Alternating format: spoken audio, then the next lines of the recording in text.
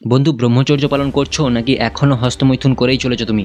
2 বছর ধরে আমি ভিডিও বানাচ্ছি, 2 বছর ধরে। এরপরে যদি তোমরা না ব্রহ্মচর্য পালন করছো বা করতে যদি পারছো না, তাহলে সেটা একটা অনেক বড় ফেলিয়ার, আর এটা একটা ভয়ের জিনিস, এটা একটা সমস্যা। তাই এবার সত্যি সত্যি সিরিয়াস হও। এবার তোমাকে করতেই হবে, এবার সিরিয়াস হতেই হবে। তোমাকে কিছু চেঞ্জেস আনো। পুরনো যে অভ্যাসগুলো রয়েছে, পুরনো যে কাজগুলোর করেই চলেছো, সেগুলো থেকে কিছু চেঞ্জেস আনো নিজের মাইন্ডসেটের মধ্যে। যদি বারবার হেরে যাচ্ছ, তো পুরনো অভ্যাসগুলোকে ছাড়ো আর নতুন কিছু অ্যাড করার চেষ্টা করো। এটা একটা বরদান। যখন পুরনো জিনিস, একই জিনিস চলতেই থাকছে, তখন না নিজের জীবনে নতুন করে কিছু নিয়ে আসতে হয়, যে আমি এই অভ্যাসটা আজকের পর থেকে অ্যাড করবো, বা এই কাজটা আজকের পর থেকে করবো। এরকম নতুন কিছু যখন তুমি অ্যাড করবে, তখন তোমার পুরনো খারাপ বাজে অভ্যাসটা ছেড়ে যাওয়ার চান্সেস অনেক থাকে। ব্রহ্মচর্য একটা মহান বরদান, এক কথায় ভগবানের একটা আশীর্বাদ। এটা তখনই তুমি লাভ করতে পারবে যখন তুমি নিজেকে সংযমের মধ্যে রাখবে, নিজের মনকে কন্ট্রোলে রাখবে, নিজের ইন্দ্রিয়গুলোকে কন্ট্রোলে রাখবে, এবং নিজের বিচারকে শুদ্ধ পবিত্র করবে, নিজের বিচারকে সঠিক করবে, ভালো করবে, সৎ করবে। এবং যে খারাপ জিনিসগুলো রয়েছে, যেমন মাস্টারবেশন করা, মা বোনের দিকে, শরীরের দিকে খারাপ নজরে দেখা, এই আজে বাজে নেশা করা, সিগারেট খাওয়া, মদ খাওয়া, গাঁজা খাওয়া, সব যে বাজে সব নেশা আছে, নিজেকে কোনো মানুষের সঙ্গে অ্যাটাচমেন্ট করে রাখা, আসক্তি রাখা, রাগ করা, ক্রোধ, হিংসা করা কারোর সঙ্গে, এই সমস্ত জিনিস, এই ব্যভিচার যতদিন না তুমি ছাড়বে, ততদিন তুমি ব্রহ্মচর্যের লাভ ওঠাতে পারবে না। এগুলো ছাড়ার পরই তুমি সৃষ্টিকর্তার আশীর্বাদকে লাভ করবে। না হলে তুমি যদি এখন আজকের দিনে আমার কথা না শোনো, সিরিয়াস না হও, তো সময় পেরিয়ে যাচ্ছে জলের মতো, সেটা তুমি বুঝতেই পারছো। প্রত্যেকের জীবনে সময় পেরিয়ে যাচ্ছে জলের মতো। আজকের দিনটা আসছে, পেরিয়ে যাচ্ছে, কাল আসছে, পেরিয়ে যাচ্ছে, এইভাবে 24, 25, 28, 30, 32 বছর কখন সময় পেরিয়ে যাচ্ছে, বয়স পেরিয়ে যাচ্ছে, ইয়ং বয়স, আমরা কেউ কিছু বুঝতেই পারছি না। এইভাবে পেরিয়েও যাবে ইয়ং বয়সটা, ঠিক আছে? বুড়ো হয়ে যাবে, তখন আর তুমি এই সমস্ত জিনিস ছাড়তেই পারবে না। বুড়ো হয়ে যাবে, তখন আর ছাড়তে পারবে না। যদি এগুলো ছাড়ার থাকে, তো এই কম বয়সেই সম্ভব।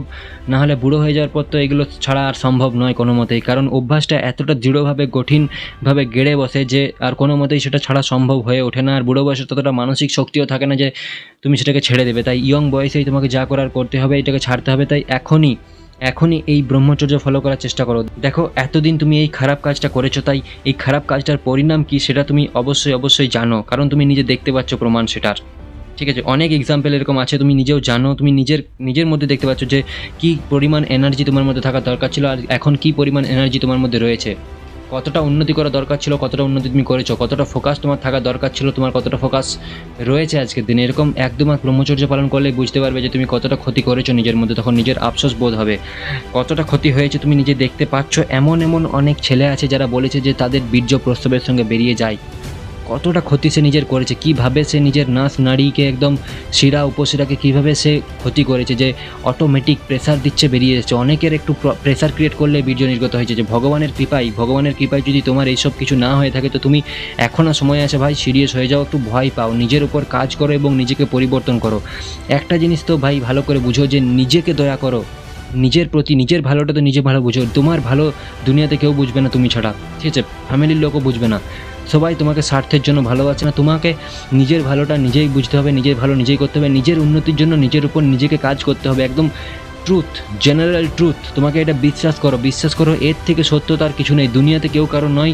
তুমি শুধুমাত্র একান্ত তোমার নিজের, আর তোমার ভগবান, তোমার সৃষ্টিকর্তা তোমার নিজের, যে তোমাকে তোমার ভেতরে আছে, তোমাকে ভেতর থেকে সাহায্য করবে যদি তুমি তার কাছে সমর্পণ করো।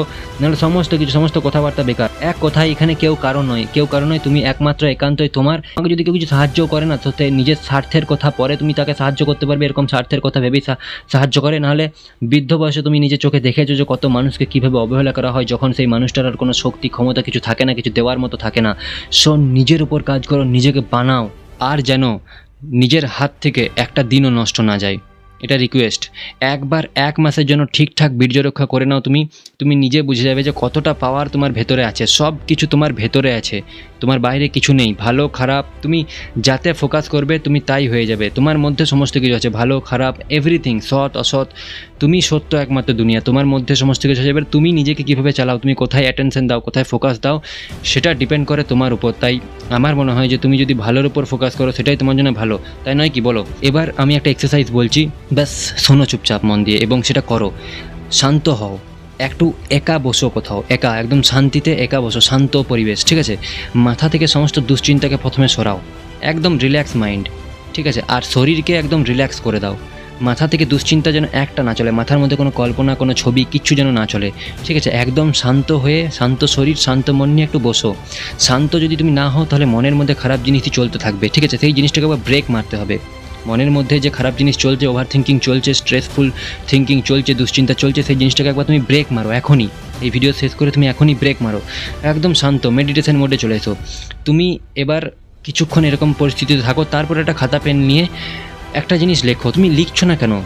এই কাজটা তুমি কেন করছো না? এটা একটা বরদান। আমি বলেছি না যে মানুষের আঙ্গুলের সঙ্গে ব্রেনের সম্পর্ক থাকে, তুমি যে জিনিসটা লিখবে, বারবার লিখবে, সেই জিনিসটা সম্ভব হবে। এই জন্য ছোটোবেলায় আমাদেরকে বলা হতো যে লিখে লিখে আমরা যেন খুব তাড়াতাড়ি মুখস্থ করতে পারি। আমরা জানতাম না তখন কেন, বাট এইগুলো সব একদম নিউরো সায়েন্সের দ্বারা প্রমাণিত, ঠিক আছে? আমাদের আঙ্গুলের ব্রেনের সঙ্গে নিউরনের সঙ্গে ব্রেনের নিউরনের সম্পর্ক আছে। তুমি প্রতিদিন লেখো খাতাতে যে তুমি কী চাও, তোমার গোল কী, তুমি কেন বারবার পরাস্ত হচ্ছ, তুমি পরাস্ত হবে না, কী এমন করলে তুমি পরাস্ত হবে না, এই জিনিসগুলো তোমাকে লিখতে হবে। লিখতে হবে যে আমি এই সমস্ত খারাপ কাজ থেকে নিজেকে হাঁটাতে চাই, আমি ভালো হতে চাই, আর সেটা হবার জন্য যে কোনো কিছু করতে আমি রাজি, নিজের প্রাণ বাজি রাখো। এই জিনিসটা ছাড়ার জন্য আমি ছাড়বই, কোনো মতে করবো না। নিজের হাতে কতগুলো দিন আমি নষ্ট করেছি, আর কোনো মতে করবো না। নিজে ভাবো তোমাকে কি করতে হবে এই জিনিসটাকে ছাড়ার জন্য, কী এমন জিনিস যেটা তোমাকে বারবার হারিয়ে দিচ্ছে, কী রিজন, প্ল্যান করো সেইটার উপরে, সেই অনুযায়ী কাজ করো। এগুলো কথা নয়, এগুলো এক একটা হচ্ছে জীবনের এক্সপিরিয়েন্স, এগুলো এক একটা তোমার মানে কি বলবো বরদান যাকে বলা হয়। যে কথাগুলো আমি বলছি আমি নিজের একদম এক্সপিরিয়েন্স থেকে ঢেলে দিচ্ছি। এগুলো যদি তুমি মন দিয়ে শোনো, বারবার শোনো এবং পালন করতে পারো, তো তোমাকে বিজয়ের হাত থেকে কেউ রক্ষা করবে, তুমি জয়ী হবেই হবে। কেউ আটকাতে পারবে না তোমাকে, আরামসে ভালো হয়ে উঠতে পারবে তুমি। তাই বারবার এদিক ওদিক ঘোরার দরকার নেই। একটা ভিডিওকে ধরো বা একটা চ্যানেলকে ধরো এবং সেই অনুযায়ী চলতে শুরু করো। এমন নয় যে দেখলাম বাট চললাম না, ওই জিনিসটা করো না। চলো তুমি, আমি যে কথাগুলো বলছি সেগুলোর প্রতি তুমি চলো, আমার উপর বিশ্বাস রাখো, তুমি আরামসে জিতে যাবে।